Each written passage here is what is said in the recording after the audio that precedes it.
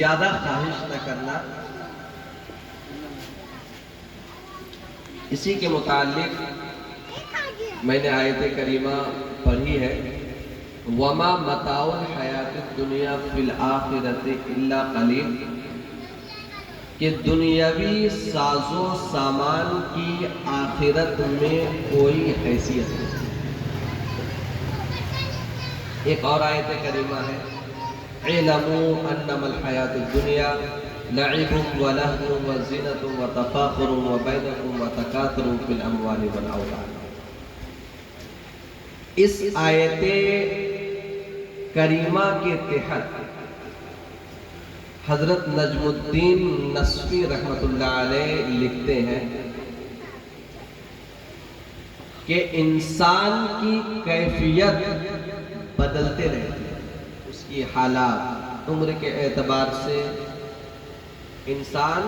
کے مواقع تبدیل ہوتی رہتی ہیں، اور پھر وہ اس طرح لکھتے ہیں کہ انسان کی زندگی کو 40 سال کے عمر کو 5 حصوں میں تقسیم کرتے ہیں۔ 5 حصوں میں تقسیم کرتے ہیں کہ سب سے پہلا حصہ یعنی 1 سال سے لے کر کے 8 سال تک انسان اپنی زندگی کو لہو و لعب میں گزارتا ہے،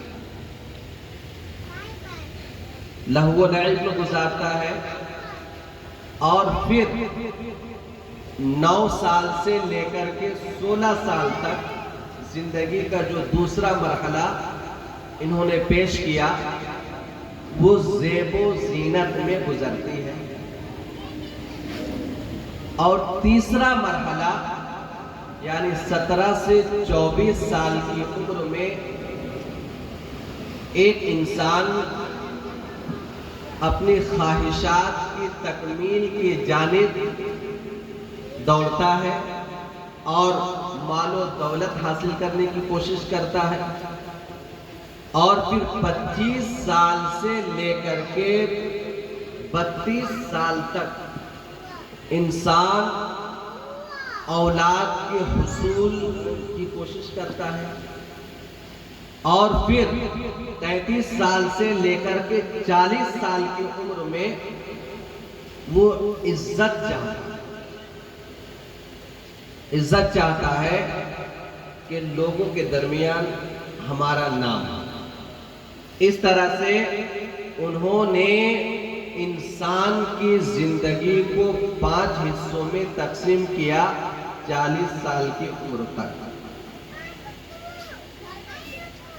بعض لوگ اس کے خلاف بھی ہو سکتے ہیں، لیکن 5 حصوں میں تقسیم کرنے کے بعد جو لکھتے ہیں وہ یہ قابل غور ہے۔ وہ لکھتے ہیں کہ پھر اگر اللہ رب العزت اسے توفیق دیتا ہے تو پھر وہ عبادت کرتا ہے، ورنہ پھر اس کی زندگی خسران مبین میں گزرتی ہے۔ سمجھ رہے ہیں؟ 40 سال کے بعد پھر اللہ نے اگر آپ کو توفیق دیا ہے تو پھر جا کر کے آپ عبادت و ریاضت میں لگ جائیں گے۔ اب یاد رکھ لیجئے اور سمجھ لیجئے کہ 40 سال جن کی عمر گزر چکی ہے، اب اگر پھر اللہ رب العزت کی عبادت میں نہیں لگے تو سمجھ لیجئے کہ اللہ نے ابھی تک توفیق نہیں دیا، اللہ نے ابھی تک توفیق نہیں دیا۔ لیکن جن لوگوں کو اللہ رب العزت توفیق دے بھی دیتا ہے، شیطان اس کے پیچھے پڑ جاتا ہے۔ مان لیجئے 40 سال کی عمر گزر گئی، 50 سال کی عمر گزر گئی، ایک شخص کو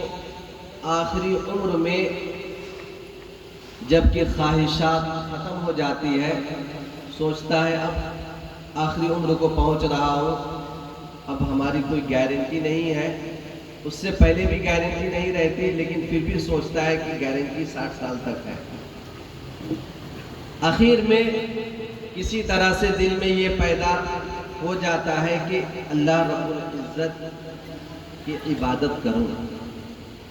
اور پھر اللہ تعالیٰ اسے توفیق دیتا ہے،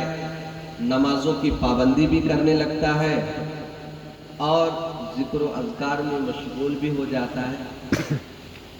تو جب تک آپ عبادت میں نہیں لگے تھے، شیطان بھی بے خوف تھا۔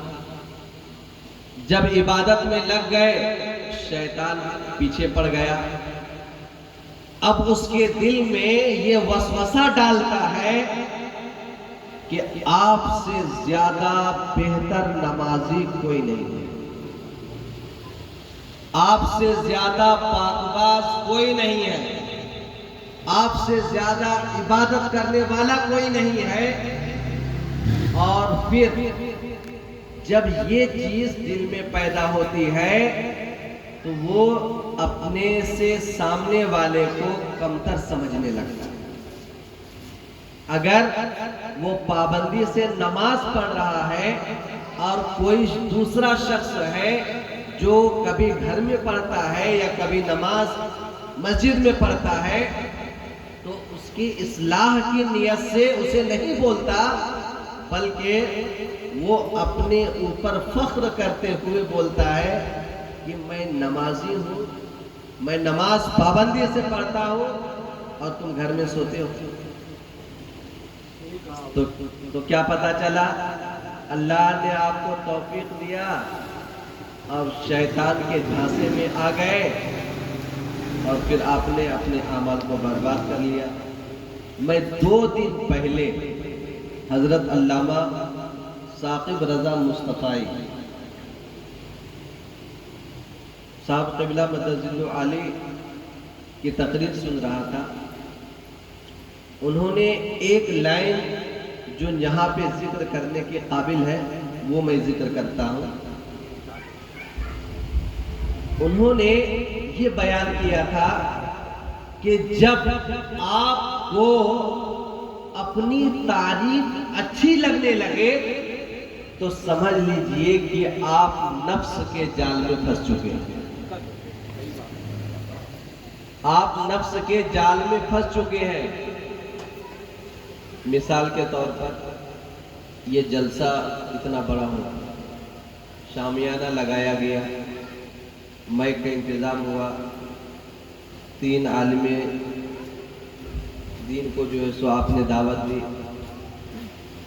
مان لیجیے کسی نے تعریف کر دی کہ بڑا شاندار جلسہ ہوا، آپ نے یہ کر دیا وہ کر دیا، اس کے بعد آپ کو اچھا محسوس ہونے لگا، آپ کی تعریف ہو رہی ہے، تو سمجھ لیجئے کہ نفس کے جال میں آپ پھنسے ہوئے۔ آپ نمازی ہیں، آپ کی تعریف اگر معاشرے میں ہو رہی ہے اور آپ کے دل میں فخر محسوس ہو رہا ہے، آپ دل میں لڈو پھوٹ رہے ہیں، سمجھ لیجئے کہ آپ نفس کے جال میں پھنس چکے ہیں۔ آپ کی تعریف ہو رہی ہے لیکن آپ کو ذرہ برابر فرق نہیں پڑتا، تو سمجھ لیجئے کہ نفس کے جال میں آپ نہیں پھنسے، بلکہ آپ صحیح معنی میں اللہ کی خوشنودی اور اس کی رضا کے لیے عبادت بھی کر رہے ہیں اور کوئی بھی کام کر رہے ہیں۔ عزیزان ملت اسلامیہ، تو ہر ایک کام، خواہ عبادت و ریاضت ہو یا معاشرے کا کوئی بھی کام ہو، ہر ایک کام میں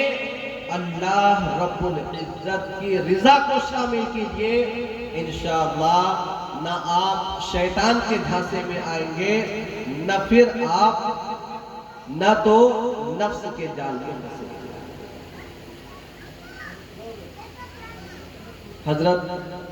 برا ابن حازب رضی اللہ تعالی عنہ سے روایت ہے، رسول اکرم صلی اللہ تعالی علیہ وسلم فرماتے ہیں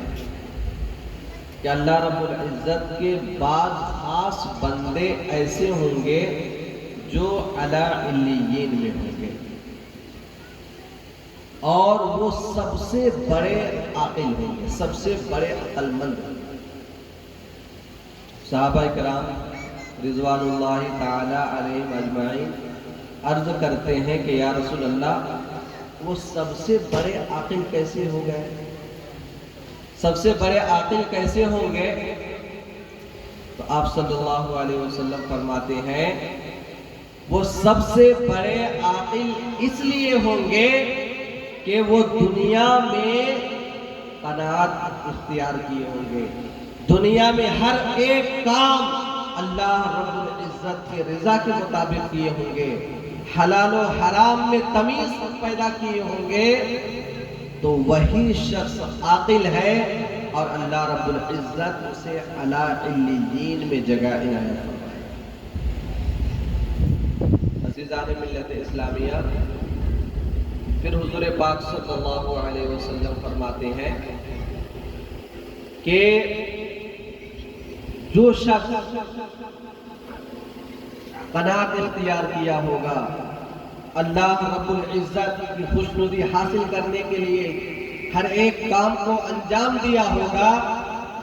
جب قیامت قائم ہوگی اور نفسی کے عالم میں لوگ حساب و کتاب کے لیے تڑپ رہے ہوں گے، تو پھر ایسا شخص جو کہ دنیا میں حلال و حرام کی تمیز پیدا کیا ہوگا، صبر و قناعت اختیار کیا ہوگا، زہد و تقوی پر قائم رہا ہوگا، ایسے لوگ بلا حساب و کتاب جنت میں داخل ہوں گے۔ اور جو اس کے برعکس ہوں گے وہ مارے مارے پھر رہے ہوں گے کہ کب حساب و کتاب ہوگا میرا۔ اسی لیے حضرت فضیل بن عیاض رحمت اللہ علیہ فرماتے ہیں کہ جس نے حلال و حرام میں تمیز پیدا کیا اور حرام روزی سے بچتا رہا، حلال روزی اختیار کرتا رہا، حتیٰ کہ اسے ذلیل ہونا پڑ جائے، اگر اس نے ایسا کیا تو پھر اس کا حشر صدیقین کے ساتھ ہوگا اور شہداء کے برابر اس کا مرتبہ ہوگا۔ عزیزان ملت اسلامیہ، تو یہ ساری چیزیں جو کہ ہمیں دنیا میں ہی کرنی ہے، حلال و حرام کی تمیز، کوئی بھی کام دکھاوے سے بچنا، یہ ساری چیزیں ہمیں دنیا میں کرنی ہے۔ بتایا جاتا ہے کہ ایک شخص خواب دیکھا کہ قیامت قائم ہے اور لوگ جنت کی طرف جا رہے ہیں، جنت کی طرف جا رہے ہیں، اور انہی لوگوں میں ایک جماعت ہے جو نہایت حسین و جمیل اور خوبصورت ہے، جن کی حسن و جمال کی مثال نہیں۔ وہ شخص کہتا ہے کہ میں خواب میں اس جماعت کے ساتھ ہو لیا، یعنی اس جماعت کے ساتھ شریک ہوا تو بیچ میں فرشتے آ گئے، بیچ میں فرشتے آ گئے اور کہنے لگے کہ یہ نیک لوگوں کی جماعت ہے، آپ اس میں شامل نہیں ہو سکتے، اس میں وہی شخص شامل ہو سکتا ہے جس نے دنیا میں اپنی ذات پر دوسروں کو ترجیح دی، یا پھر جس نے دنیا میں قناعت اختیار کیا ہو، وہی شخص اس جماعت میں شامل ہو سکتا ہے جن کے پاس ایک کپڑا ہو اور آپ کے پاس 2 کپڑے ہیں، بلکہ ہر ایک سامان آپ کے پاس ڈبل ہے، اس لیے آپ شامل نہیں ہو سکتے۔ وہ شخص کہتا ہے کہ میں لرز گیا اور خواب سے جب میں بیدار ہوا، نیند سے جب میں بیدار ہوا تو میں تمام چیزیں جو میرے پاس ڈبل تھی وہ میں راہ خدا میں تقسیم کر دیا۔ عزیزان ملت اسلامیہ، ذرا آپ غور کریں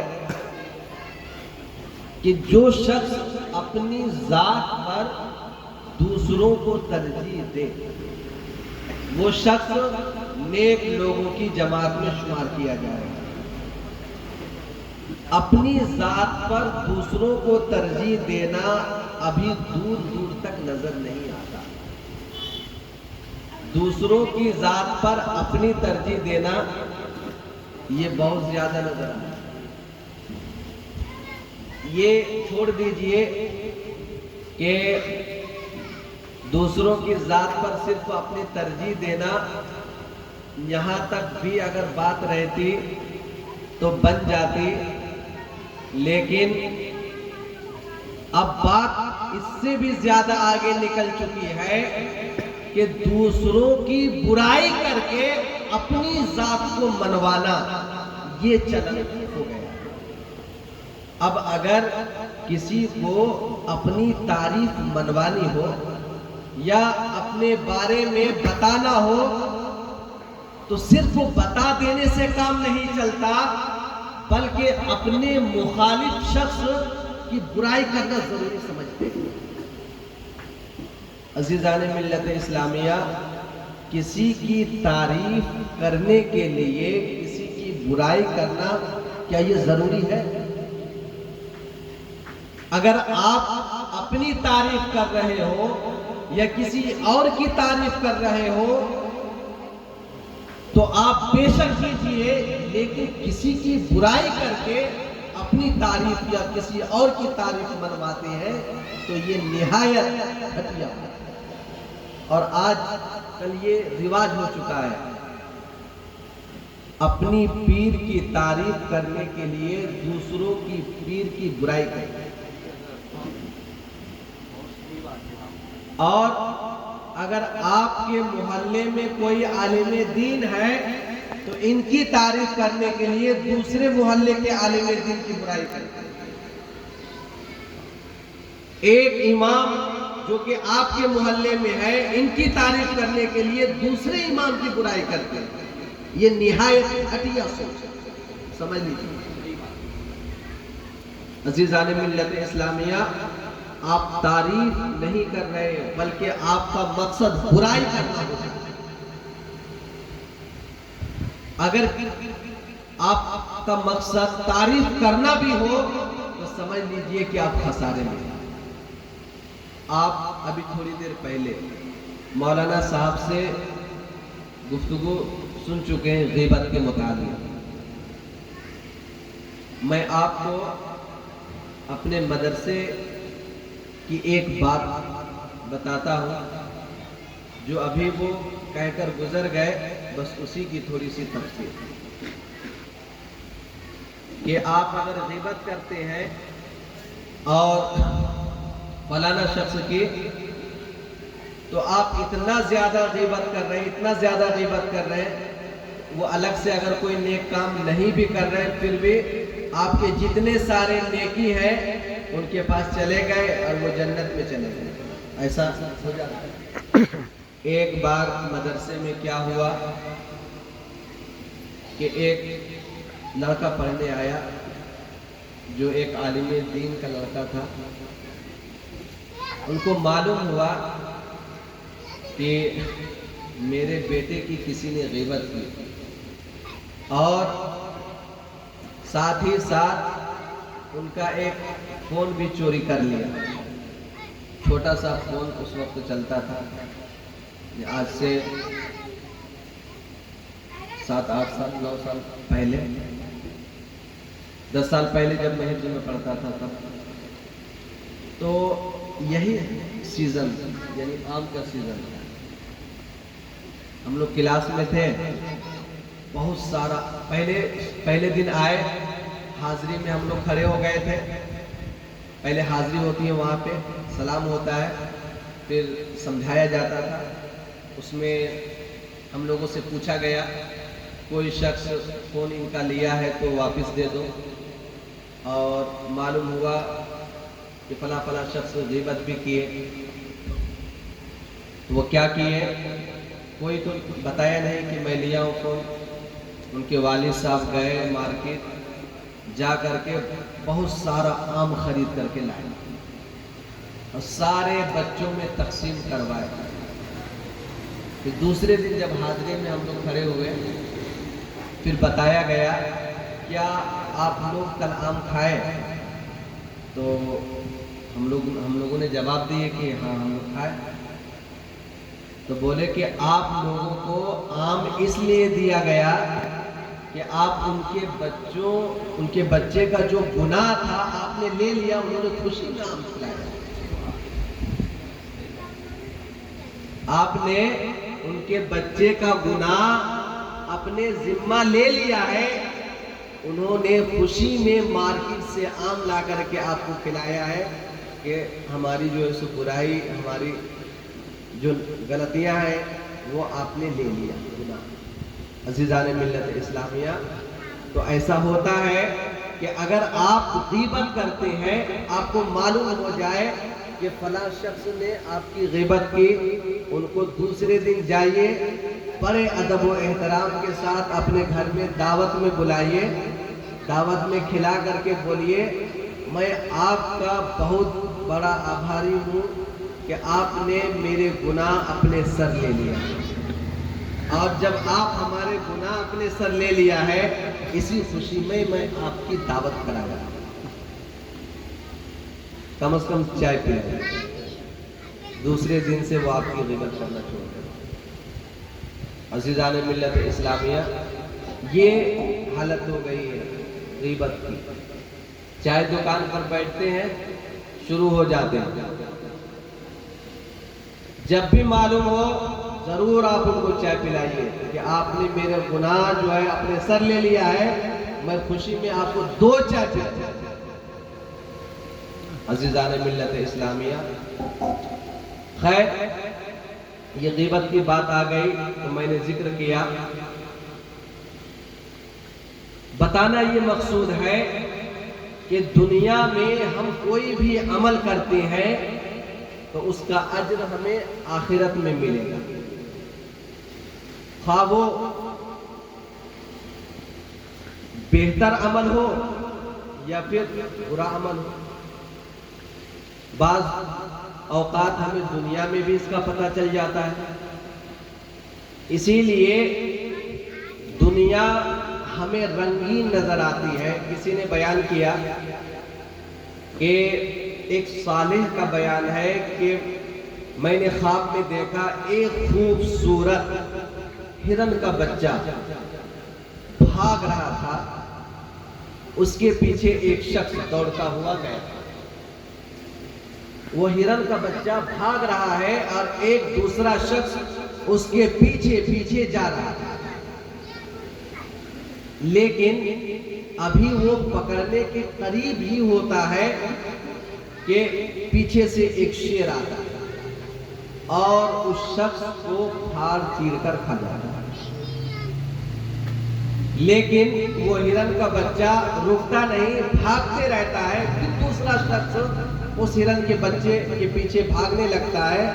اور پکڑنا چاہتا ہے، اور تھوڑی دیر کے بعد پھر شیر نمودار ہوتا ہے اور پھر اس شخص کو پھاڑ چیر کر کھا جاتا ہے۔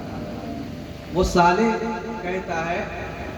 کہ اس طرح سے میں نے پورے خواب میں 100 لوگوں کو دیکھا کہ ہرن کا بچہ بھاگ رہا ہے اور ایک شخص اس کے پیچھے پڑتا ہے، پکڑنے کے قریب ہوتا ہے اور پھر ایک شیر نمودار ہوتا ہے اور اس شخص کو پھاڑ چیر کر کھا جاتا ہے۔ پھر آخر میں وہ شیر اس ہرن کے بچے کو اپنی حفاظت میں لیتا ہے، تو وہ صالح کہتا ہے کہ مجھے بڑا تعجب ہوا، یہ چیز کو دیکھ کر کے مجھے بہت تعجب ہوا۔ تو پھر وہ شیر کہتا ہے تم تعجب نہ کرو، تم تعجب نہ کرو، تم مجھے دیکھ رہے ہو، میں ملک الموت ہوں اور یہ ہرن کا بچہ یہ دنیا ہے، اور اس طرح سے لوگ اس دنیا خوبصورت دنیا کے پیچھے بھاگتا ہے لیکن پکڑ نہیں پاتا، اس کی عمر کمپلیٹ ہو جاتی ہے اور پھر میں اس کی روح کو قبض کر لیتا ہوں۔ عزیزان ملت اسلامیہ، تو اس طرح دنیا رنگین ہے، حسین و جمیل ہے، انسان اس کے پیچھے بھاگتا رہتا ہے، حالانکہ دنیا ہاتھ میں نہیں آتی ہے، اس کی عمر ختم ہو جاتی ہے اور اس کی روح قبض کر لیا جاتا ہے۔ حضرت عیسیٰ علیہ السلام نے دنیا کو اس طرح سے پایا ہے کہ دنیا سامنے سے نہایت ہی حسین و جمیل اور خوبصورت، اور پیچھے سے نہایت ہی بدصورت، اور اس کا ظاہری ہاتھ بالکل خوبصورت، اور اس کا جو باطنی جو کپڑے سے ڈھکا ہوا ہوتا ہے وہ بالکل خون سے لت پت۔ حضرت عیسیٰ علیہ السلام نے دنیا سے دریافت فرمایا کہ تمہاری حالت اب تمہاری صورت اس طرح کیوں ہے؟ تو دنیا کہتی ہے کہ جو کوئی شخص اس دنیا میں میرے حسن پر فدا ہو جاتا ہے، دنیا کی رنگینیوں پر فدا ہو جاتا ہے، اسے میں اپنے حسن والے ہاتھ سے گلا دبا کر کے اس کے خون کو چوس کر کے اپنے باطن جو کپڑے سے ڈھکا ہوا ہے وہاں پہ سمیٹ لیتے ہیں۔ عزیزان ملت اسلامیہ، تاریخ شاہد ہے کہ جو شخص دنیا کے پیچھے بھاگا، صرف دنیا ہی کو اپنی زندگی سمجھ لیا، وہ اس کا خاتمہ بھی خراب ہوا اور ساتھ ہی ساتھ دنیا اسے اپنے چپیٹ میں بھی لے لی ہے اور اپنے ہاتھ کو رنگین بھی کی۔ تو کیا پتا چلا کہ دنیا کی زیب و زینت، دنیاوی ساز و سامان، اس کی آخرت میں کوئی حیثیت نہیں ہے، آخرت میں اس کی کوئی حیثیت نہیں ہے۔ عزیزان ملت اسلامیہ، حضرت موسیٰ علیہ السلام سے اللہ رب العزت نے کلام فرمایا، تو ان میں سے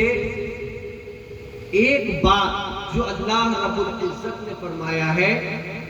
کہ جو شخص عبادت کرنے میں آنسو بہائے، اس کی آنسو کی قدر و قیمت میری نظروں میں بہت زیادہ ہے۔ اور حدیث پاک میں ہے،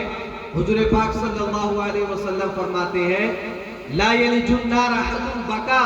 من خشیت اللہ حتی یعود اللبن فی الظرف، یعنی کہ جو شخص دنیا سے باز رہتا ہے وہ دوزخ میں کبھی ڈالا نہیں جائے، یعنی جو شخص اللہ رب العزت کی یاد میں اپنے آنسو کو بہاتا ہے، خوف خدا سے لرز جاتا ہے، دوزخ کی آگ اسے کبھی نہیں جلائے گی، اس طرح نہیں جلائے گی جیسے کہ دودھ واپس تھن میں نہیں جاتا۔ مطلب یہ ہے کہ جس طرح تھن سے نکلا ہوا دودھ واپس تھن میں نہیں جاتا ہے، اسی طرح یہ یقین کر لے کہ خوف خدا سے بہنے والا آنسو، خوف خدا میں رونے والی آنکھ، ایسے انسان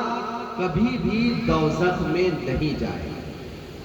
یہ آنسو کی قدر و قیمت ہوتی ہے۔ حضرت عبداللہ ابن عباس رضی اللہ تعالی عنہما سے مروی ہے کہ حضور پاک صلی اللہ علیہ وسلم فرماتے ہیں کہ جس شخص کی آنکھ سے آنسو نکل جائے خشیت الہی میں، اس کے ایک ایک آنسو کا قطرہ احد پہاڑ کے برابر ہوگا، احد پہاڑ کے برابر ہوگا، اور ہر قطرے کے بدلے میں اللہ رب العزت اس کے لیے جنت میں چشمے جاری فرمائے گا، اور ہر چشمے کے کنارے پر محلات کے شہر آباد ہوں گے، ایسے حسین و جمیل کہ جسے کسی آنکھ نے نہ کبھی دیکھا، نہ کبھی کسی کان نے سنا ہوگا، اور نہ کسی کا وہم و گمان وہاں تک پیدا ہوا پہنچا ہوگا۔ عزیزان ملت اسلامیہ، تو خوف خدا میں بہنے والا آنسو کبھی ضائع نہیں ہوتا۔ بسا اوقات ایک آنسو ہمارے لیے نجات کا ذریعہ بن جاتا ہے۔ آپ نے سنا ہوگا کہ ایک شخص کل قیامت کے دن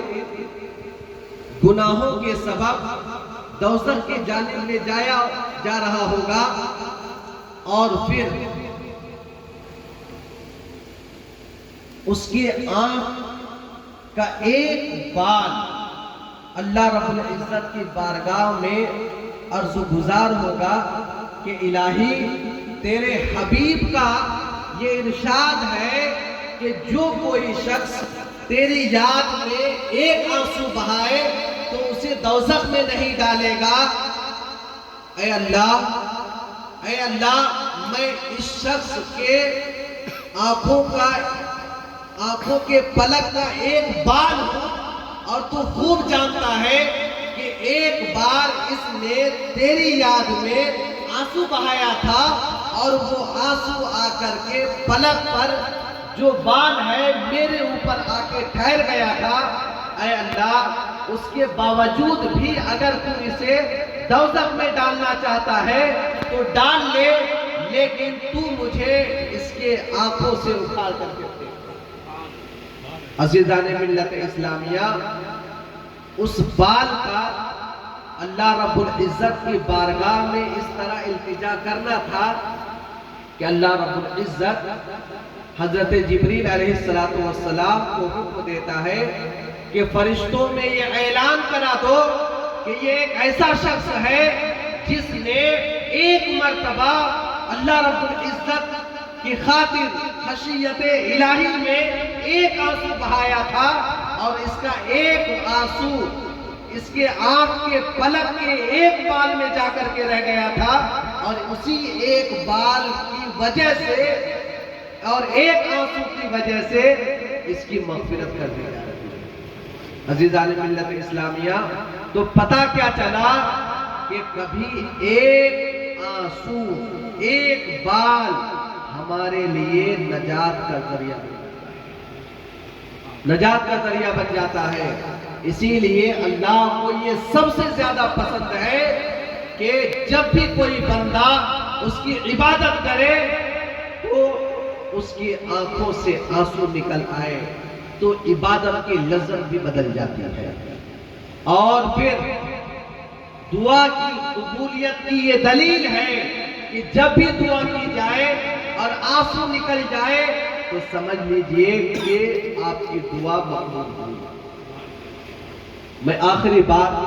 بتا کر کے اپنی گفتگو کو ختم کرتا ہوں کہ جب انسان دنیا کی طرف بھاگتا ہے اور دنیا کی خواہش رکھتا ہے، صبر و قناعت نہیں کرتا، تو اللہ رب العزت کی بسا اوقات تنبیہ ہوتی ہے، اور بسا اوقات جب انسان حد سے گزر جاتا ہے تو طرح طرح کے عذاب میں بھی مبتلا ہوتا ہے۔ ایک عابد کا ذکر آتا ہے کہ ایک جگہ اپنے خانقاہ میں بیٹھا ہوا تھا، اور اسی راستے سے ایک شخص کھانا لے کے جا رہا تھا، نہایت ہی عمدہ اس کھانے کی خوشبو اس عابد شخص کے ناک تک پہنچ گئی، اور پھر وہ عابد شخص کھانے کی خواہش میں اس کے پیچھے پیچھے چلنے لگا، اس کے پیچھے پیچھے جانے لگا، یہاں تک کہ جب محلے سے گزر رہا تھا، اچانک سے ایک شور برپا ہوا، آواز آنے لگی کہ کوئی چور کسی کا پیسہ چوری کر کے بھاگ رہا ہے، اس طرح کا شور ہونے لگا محلے میں۔ تو وہ عابد شخص نیا تھا، لوگوں نے اسے پکڑ لیا کہ یہی چور شخص ہے، پکڑ لیا اور پھر اسے تھانے لے گیا اور اسے قید کرا دیا۔ اتفاق دیکھیے کہ وہ کھانا جس کے لیے لے جایا جا رہا تھا وہ ایک امیر شخص تھا اور وہ جیل میں قید تھا۔ جب یہ کھانا امیر شخص کو پیش کیا گیا جیل میں، تو وہ عابد شخص بھی اسی جیل میں موجود تھا۔ امیر شخص بلایا اسے کہ آئیے آپ بھی تھوڑا کھا لیجیے۔ عابد شخص آیا، کھانا بھی کھایا۔ کھانے کے بعد پھر وہ اللہ کی بارگاہ میں التجا کرتا ہے کہ اے اللہ، تو مجھے یہ کھانا بغیر قید کرا کے بھی کھلا سکتا تھا، بغیر الزام لگا کے بھی کھلا سکتا تھا۔ تو بتایا جاتا ہے کہ ہاتف غیب سے آواز آتی ہے کہ میں تجھے یہ کھانا کھلا سکتا تھا اگر تو صبر کرتا، لیکن تو نے صبر نہیں کیا، تو یہ تمہارے لیے تنبیہ ہے۔ عزیزان ملت اسلامیہ، تو کیا پتا چلا کہ جب بھی دل خواہش کرے، دماغ خواہشات کی طرف دوڑے، تو فوراً اللہ رب العزت کی یاد کو لائے اور صبر و قناعت پر اختیار کرے۔ ایسا نہیں کہ فلانے کے گھر میں یہ بنا ہے تو ہم بھی ادھر چلے جائیں، فلاں شخص اتنا مہنگا کپڑا پہن رہا ہے تو میں بھی ادھر چلا جاؤں، فلاں شخص بہت بڑا مسجد سجایا ہے میں بھی اس کا مقابلہ کروں، فلاں شخص شادی میں طرح طرح کے کھانے کھلائے ہیں میں بھی وہ چیز کھلاؤں۔ نہیں، بلکہ آپ تمام چیزوں کو ترک کر کے، صبر کر کے، جو چیز آپ کے پاس ہے جتنا بن پڑے بس اسی پر صبر کرے، قناعت کرے اور دنیاوی خواہشات کے پیچھے نہ جائے۔ جب آپ اس طرح کام اختیار کریں گے تو اس سے اللہ بھی راضی ہوگا اور آپ کے کاموں میں برکت ہوگی۔ ورنہ تو پھر اسی طرح وہ عابد شخص تھا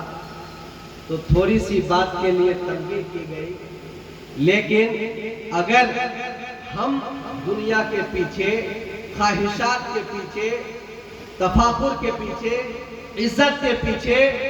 اگر اس طرح سے بے جا خرچ کرنے لگے، یہاں تک کہ گناہ میں مبتلا ہو گئے، تو یاد رکھ لیجئے کہ آپ کے اوپر عذاب بھی نازل ہو سکتا ہے، عذاب بھی نازل ہو سکتا ہے، طرح طرح کی بیماریوں میں مبتلا ہو جائیں گے، پھر آئیں گے امام صاحب کے پاس، تعویذ بنا دیجئے، جھاڑ دیجئے، پھونک دیجئے، اس طرح کی پریشانیوں میں مبتلا ہو گئے۔ عزیزان ملت اسلامیہ، جب بھی کوئی چیز آپ کو لاحق ہو تو سب سے پہلے اپنے اندر جھانکیے کہ آخر کیا بات ہے کہ میں اس مصیبت میں مبتلا ہو گیا ہوں، آخر میں نے کسی کو ستایا کیا میں کسی کی حق تلفی کی، کیا میرے ہاتھوں سے کسی کے اوپر ظلم ہو گیا، کیا میں نے کسی کی زمین کو ہتھیا لیا؟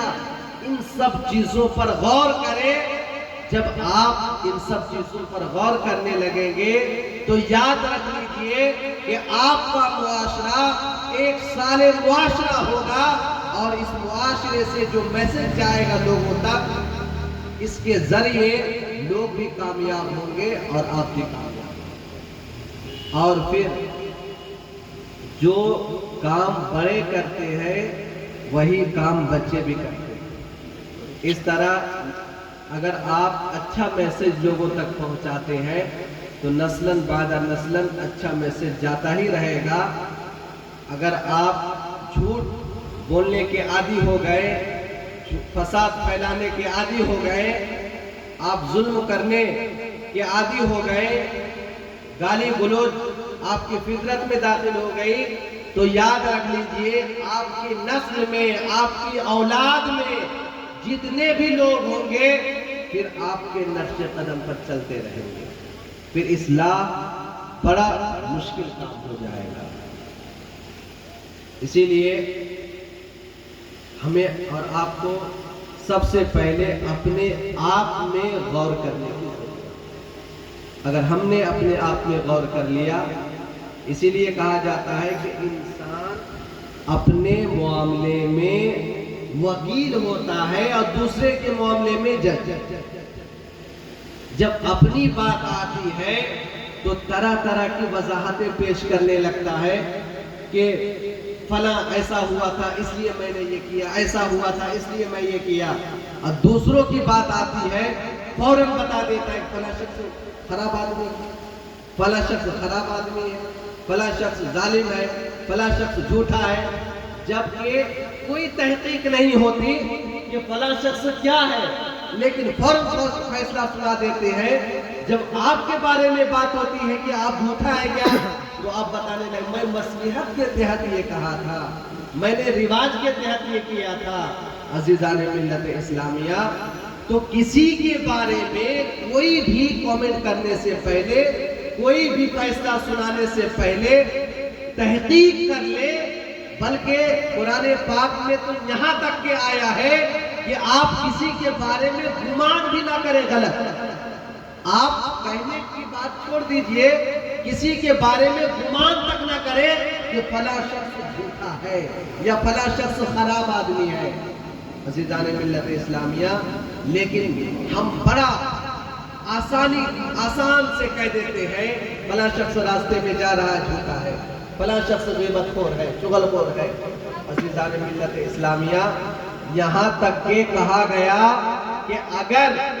کسی انسان کے اندر 99 غلطی موجود ہو اور ایک اچھائی ہو تو آپ صرف ایک اچھائی بیان کریں، 99 غلطی پر توجہ دیں۔ یہ بہتر انسان کی دلیل ہوتی ہے۔ اگر آپ بہتر انسان ہیں تو سمجھ لیجئے کہ آپ کسی کی برائی نہیں کر رہے۔ اگر آپ کسی کی برائی کر رہے تو آپ بہتر انسان کے لسٹ سے خارج ہے۔ عزیزان ملت اسلامیہ، تو ایسے محفل میں شامل ہونے کا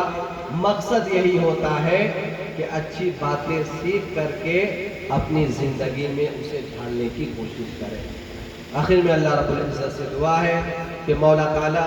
جو بھی کہا گیا اس سے زیادہ عمل کرنے کی توفیق عطا فرما۔ اے اللہ، ہم سب کو اولیاء کرام کے ذریعے فیض ہم تک جاری و ساری فرما۔ علماء کرام،